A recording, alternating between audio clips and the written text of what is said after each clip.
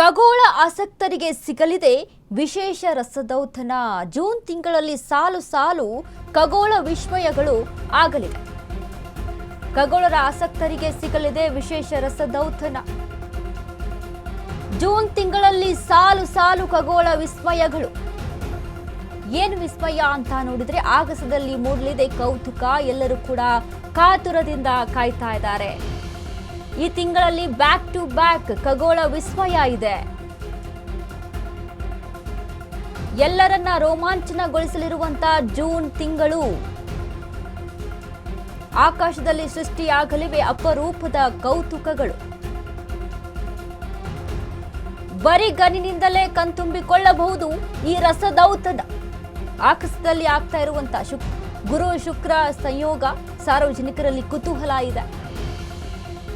June 15ರ ಅಮಾವಾಸ್ಯೆಯ ದಿನದಂದೇ super Moon ಬರುತ್ತೆ. ಭೂಮಿಗೆ ಕೊಂಚ ಹತ್ತಿರವಾಗಿ ಗೋಚರಿಸಿರುವಂತಹ ಚಂದ್ರ. ಜೂನ್ 21ರಂದು ವರ್ಷದ ಅತ್ಯಂತ ಸುದೀರ್ಘ ಹಗಲು ದಿನ.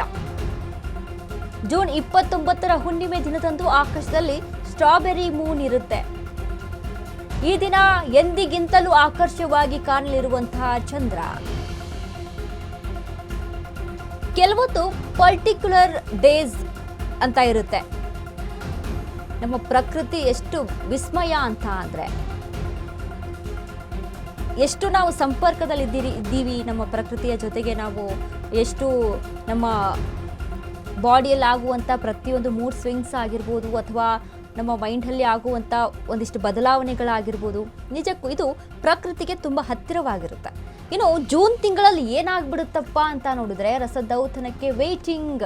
ಜೂನ್ 15 ಸೂಪರ್ ಮೂನ್ ಡೇ ಇದೆ. ಜೂನ್ 21 ವರ್ಷದ ದೀರ್ಘ ಹಗಲು ಇದೆ.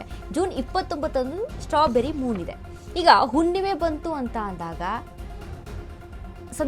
ಹುಣ್ಣಿಮೆ ಬಂತು ಅಂದಾಗ ಚಂದ್ರ ಎಷ್ಟರ ಮಟ್ಟಿಗೆ ಅಲ್ಲಿ ಬೆಳಕನ್ನು ಸೂಸಿ ಎಷ್ಟರ ಮಟ್ಟಿಗೆ ತುಂಬ ಒಂದು ರೀತಿಯಾಗಿ ಒಂದು ಬಾಲ್ ರೀತಿಯಲ್ಲಿ ಯಾವುದೋ ಒಂದು ಲೈಟನ್ನು ನಾವು ಅಲ್ಲಿ ಹಾಕಿಬಿಟ್ಟಿದ್ದೀವಿ ಅನ್ನೋಪ್ಪ ಆ ರೀತಿಯಲ್ಲಿ ತುಂಬ ಸುಂದರವಾಗಿ ಕಾಣಿಸ್ತಾ ಇರ್ತಾರೆ ಚಂದ್ರ.